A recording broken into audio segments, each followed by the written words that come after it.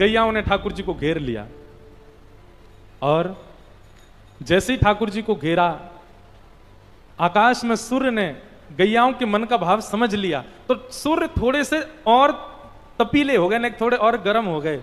सोई ठाकुर जी के अंग पर प्रश्वेत के बिंदु प्रकट हो गए, ठाकुर जी को पसीना आने लगा, और जैसे ही प्रश्वेत बिंदु प्रकट हुआ, गैया जोर जोर से उछलने लगी, और उन सब गायों की रज सिर से लेकर के पैर तक ठाकुर जी को सना दिया।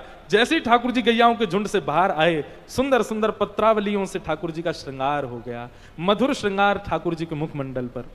ठाकुर जी को सबसे ज्यादा प्रिय श्रृंगार है पत्रावली का, बढ़िया चंदन घिसो केसर युक्त।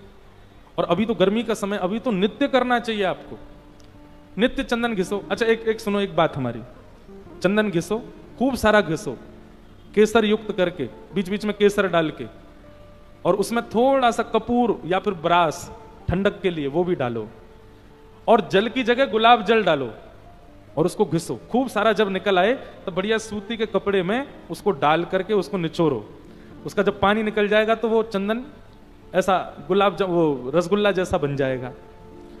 उसके छोटे छोटे गोले जैसे, गोलियां जैसी बना के ठाकुर जी के गाल पर, ठाकुर जी के कंठ पर, ठाकुर जी के भुजा पर, ठाकुर जी के उदर पर, इस प्रकार 12 अंगों पर उन चंदन के उन भावों को रखो, और शाम के समय उनको हटा दो, ठाकुर जी को इत्र लगा करके थोड़ा पोंछ दो।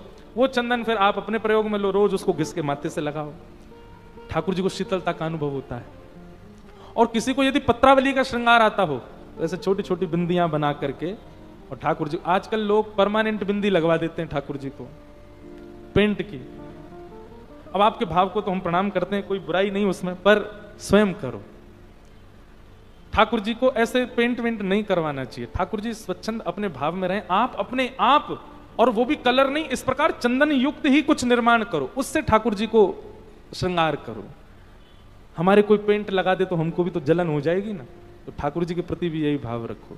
उनको, उनके लिए नवीन चंदन घिसो, नवीन जल आदि, सबसे सेवा से बचना, भागना नहीं है हमको, सेवा करनी है तो फिर पूर्णतः करनी है, ठाकुर जी के पूर्ण भाव से करनी है। पत्रावली का श्रृंगार, छोटी सी एक सीख लो, उससे ठाकुर जी के ऐसे बिंदियां बनाओ, और यहां गाल पे ला करके गोल गोल घुमा दो, इस प्रकार ठाकुर जी का। और इसका नियम भी यह है कि शाम होते ही फिर इसको पहुंच देना चाहिए, इसको हटा देना चाहिए। क्यों? रात में ठाकुर जी सोएंगे तो वो उनकी आंख में जाएगी, कहीं चुभे ना, इसलिए ठाकुर जी को, इसीलिए राधारमण मंदिर वृंदावन में शाम को औलाई का दर्शन होता है। औलाई में क्या होता है? सुंदर इत्र लगा करके वस्त्र में ठाकुर जी का मुख पहुंचा जाता है, और उसके बाद ठाकुर जी के श्रृंगार हल्के करके फिर आरती करते हैं। सेवा के बड़े भाव हैं भैया। हम लोग स्वयं भी तो पूरे दिन भले कितना भी मुख पर कुछ भी लगाओ, रात में मुंह धो करके, हाथ पांव धो के ही सोते हैं, शाम को हल्का वस्त्र ही धारण करते हैं। ऐसे ठाकुर जी के प्रति भी पत्रावली का श्रृंगार।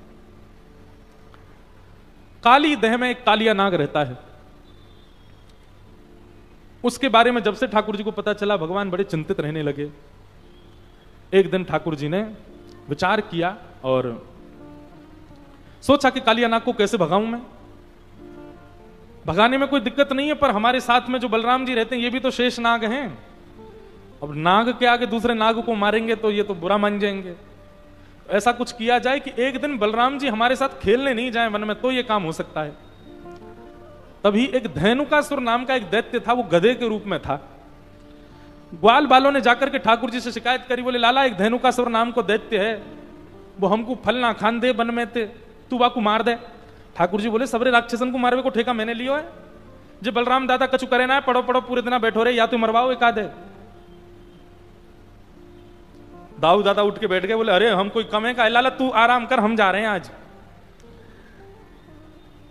ठाकुर जी ने अपने चेला भेज दिए दो संग में, बोले सुनो बलराम जी राक्षस को मारने के बाद में सोचेंगे जैसे मेरी जय जयकार होती है, जैसे मेरी आरती होती है, वैसे इनकी भी हो, पर तुम ऐसा होने मत देना।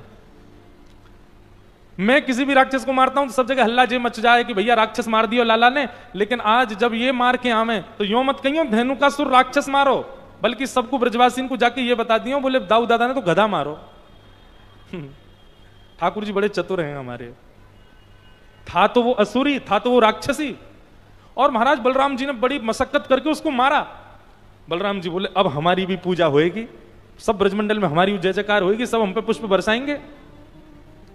मधुमंगल श्रीदामा ये दो ठाकुर जी ने भेजे, अरे दाऊ दादा की जय हो, अरे हमारे कन्हैया ने इतना बड़ो राक्षस तो कभी ना मारो जितना बड़ो दाऊ दादा ने मारो है। दाऊ दादा बोले सुन, तुम दोनों एक काम करो, मुंह से पहले दौड़ के चले जाओ, पूरे वृंदावन में खबर फैला दो, गोपियां अटारी पे आ जाएंगी, मैया यशोदा थाल लेकर के और दीप लेके आवेगी, मेरी आरती उतारेगी, सब मेरी जय जयकार करेंगे, लेकिन कोई तो यूं मत कहियो मैंने कही है कि ऐसो कह दो, तुम बस जाके हल्ला कर दो पूरे वृंदावन में। मधुमंगल श्रीदामा बोले जो आ गया। मधुमंगल श्रीदामा दौड़ करके पहले ही वृंदावन में पहुंच गए और सबसे जाकर के कहें, दाऊ दादा ने गधा मार दियो, आज दाऊ दादा ने गधा मारो है। अरे भैया देखो, दाऊ दादा कोई ना मिलो तो गधा मारी आए, बेचारे निर्दोष जीव है मारी आए। दोनों ने जाकर के ऐसी बात कर दी। अब जैसे ही दाऊ दादा आए, दाऊ दादा के मन में तो थी बहुत सम्मान होएगा, लेकिन यहां तो सब अपना मुंह बंद करें और जोर जोर से हंसें। दाऊ दादा बोले आप लोग सब हंस क्यों रहे हो? बोले दाऊ दादा तुम्हें कोई और ना मिलो, कन्हैया की होड़ कर रहे हो हैं, राक्षस तो मारो ना गयो, एक बार मारे आए, गधाए मारे आए हो तुम तो। दाऊ दादा बोले तुमसे कौन ने कही गधा? अरे वो गधा हो लेकिन वो राक्षस। बोले हमें सब पता हो, बात मत बनाओ, गधाए मारे। अरे राम राम राम, बता निर्दोष जीव मार दियो। दाऊ दादा को बड़ा गुस्सा आयो। दाऊ दादा ने जैसे ठाकुर जी की ओर देखी, ठाकुर जी चौकड़ी मार मार के हंस रहे हैं। बोले जरूर लाला तेरी करतूत होगी जे। ठाकुर जी कहें क्षमा कर दो। बोले ना है लाला, या की क्षमा नहीं मिलेगी, तेने मेरा अपमान करवाया।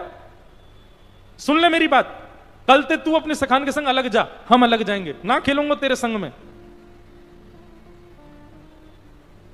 बोलो वृंदावन बिहारी लाल की जय। दाऊ दादा बोले कल ते लाला मैं अलग रहूंगा, तू अलग रहे। ठाकुर जी चाहते तो 2 मिनट में मना लेते, सब बात राजी कर लेते, लेकिन ठाकुर जी बोले एक ही दिन ही अलग रहना, बस फिर तो मैं परसों तो मना लूंगा। और दाऊ दादा आज ठाकुर जी के साथ खेलवे नहीं गए। ठाकुर जी ग्वाल बालन के संग गए, मधुमंगल की गेंद सो खेल रहे। ठाकुर जी ने मधुमंगल ने पहले बड़ी मुश्किल से तो अपनी गेंद दी, ठाकुर जी ने वो गेंद काली दह में फेंक दी। अब मधुमंगल रोने लगो कि मुंह को तो वही गेंद चाहिए। ठाकुर जी बोले देख ले मैं कूद जाऊंगा दह में। बोले अरे जा तू बात बनावे, या मैं कौन कूदेगो, या मैं कालिया नाग रे। अरे या के ऊपर से पक्षी भी निकल जाए तो वो पक्षी भी मर जाए, क्योंकि विष की इतने भाप उठे। ठाकुर जी बोले देख ले तुम तो जिद मत कर, मैं कूद जाऊंगा। बोले ना मुझे तो वही गेंद चाहिए, और लाला तू तो बात बना रहा हो, तू ना कूदेगो। ठाकुर जी इतने तो कदम पर चढ़ गए। तब मधुमंगल बोला अरे ना ना लाला मुझ को गेंद नहीं चाहिए। इतने में तो ठाकुर जी काली दह में कूद गए। जैसे ही ठाकुर जी कूदे, वहां नंद भवन में यशोदा मैया के मानो हृदय को बहुत जोर से झटका लगा हो, सांस फूलने लगी यशोदा मैया की। मैया को ऐसा लगो कि पता ना कुछ ऐसा क्यों लग रहा हो कि कहीं कोई गड़बड़ तो ना है। ग्वाल बाल सब हैरान है गए, बोले लाला काली दह में कूद गयो, लाला काली दह में कूद गयो। दौड़ करके यशोदा मैया के पास गए, मैया से जाके कही मैया हमें क्षमा कर दियो, आज क्रीड़ा करते करते लाला ने हमारी बात ना मानी और वो काली दह में कूद गयो। यशोदा मैया तो वहीं मूर्छित हो गई। बोले अरे तुम ग्वाल बालन के संग या हमारे भेजू में, काली दह में कैसे कूद? वाह के ऊपर से कोई पंक्षी भी चलो जाए तो वो वाकई विष की भाप से मर जाए, और लाला कूद गए वहां में। सब ब्रजवासी दौड़ करके पहुंचे। यहां ठाकुर जी भीतर पहुंचे। भीतर जैसे गए, नाग पत्नियों ने ठाकुर जी को देख लिया। नाग पत्नियों ने ठाकुर जी के रूप को देख करके, सौंदर्य को देख करके वो पहचान गई कि सामान्य नहीं है, नहीं तो अभी तक तो मृत्यु हो जाती। उन्होंने कहा बालक देखो हमारे पति बहुत क्रूर हैं, अगर उनको पता चल गया तुम यहां आए हो तुमको जीवित नहीं छोड़ेंगे, हम तुमसे प्रार्थना कर रही हैं यहीं से वापस लौट जाओ। ठाकुर जी बोले तुम्हारे पति से मिलवे ही तो आए हम। नाग पत्नियां बोली तुम हो कौन, अभी तक तुम जीवित कैसे हो, इतने विषैले जल में तुम कैसे बैठे हो? ठाकुर जी बोले सब पता चल जाएगी, ये बताओ तुम्हारा पति कहां है? नाग पत्नियां बोली इतनी जोर से मत बोलो, उठ जाएंगे वो। ठाकुर जी ने इतने में ही देखो दूर कालिया नाग सो रहा है। भगवान दौड़ करके गए और सीधे उसके फन पर एक लात मारी। जैसे ही लात मारी इतने में ही महाराज विशाल कालिया नाग, हजारों फन हैं उसके, खड़ा हो गया ठाकुर जी के सामने। और जैसे ही उसने ठाकुर जी को मारने के लिए फन नीचे किया, भगवान थोड़े पीछे हो गए तो फन आकर के भगवान के चरणों में लगा। भगवान बोले अब तेरी मृत्यु टल गई, आया तो था मैं तुझे मारने तक, तेने मुझे प्रणाम कर लिया, अब तो मारूंगा नहीं मैं, लेकिन सबक तो तुझे सिखाऊंगा। कालिया नाग बोला ये बालक जीवित कैसे है? ठाकुर जी बोले इन सब में विचार मत करे, तुरंत ठाकुर जी कालिया नाग के फण के ऊपर चढ़ गए और जिस फण को वो निकालता है भगवान को डसने के लिए, ठाकुर जी उसी फण पर अपना चरण रखते हैं। इतनी द्रुत गति से भगवान कालिया नाग के सिर पर कूद रहे हैं, यहां से वहां। आकाश में खड़े देवता जब इस लीला का दर्शन करते हैं, उनको लगता है ठाकुर जी नृत्य कर रहे हैं। इंद्र ने मृदंग उठा लिया, ब्रह्मा जी कांसा बजाने लगे, नारद जी वीणा बजाने लगे, सरस्वती आलाप देने लगी, तांडव नृत्य ठाकुर जी कर रहे हैं और आकाश में देवता गंधर्व बनकर के गीत गा रहे हैं।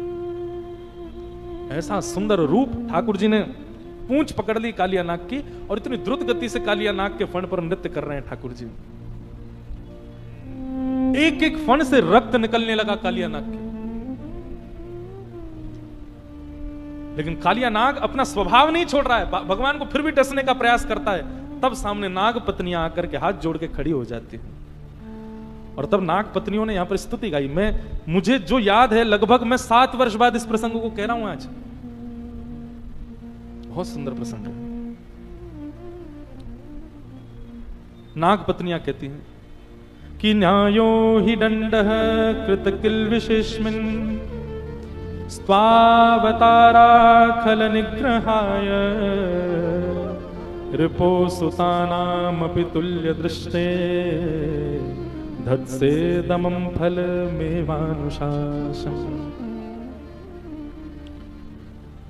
हे नाथ, निश्चित ही हमारे पति ने कोई पुण्य किया होगा। क्यों? क्योंकि आपके चरण कमल किसी को सामान्यतः प्राप्त नहीं होते। भगवान के अनावृत चरणों का स्पर्श सबको प्राप्त नहीं हुआ, पर धन्य है हमारे पति कालिया नाग कि उन्होंने निश्चित ही कोई पुण्य किया होगा जो आपके चरण कमल उनके सिर पर विराजमान हो गए। हे नाथ, आप हमारे पति को मुक्त कर दीजिए। भगवान बोले क्यों मुक्त कर दूं? एक कारण बता दो कि मैं इसको मुक्त कर दूं। तब यहां पर नाग पत्नियों ने कितनी चतुर बात कही। बोले कि भगवान, व्यक्ति की मृत्यु काम, क्रोध, लोभ, ईर्षा, द्वेष, अभिनिवेश, अहंता, ममता, चिंता आदि आदि विषयों में पढ़कर के होती है। और जब व्यक्ति मर जाता है तो सब चर्चा करते हैं, अरे वो क्यों मर गया, अरे क्या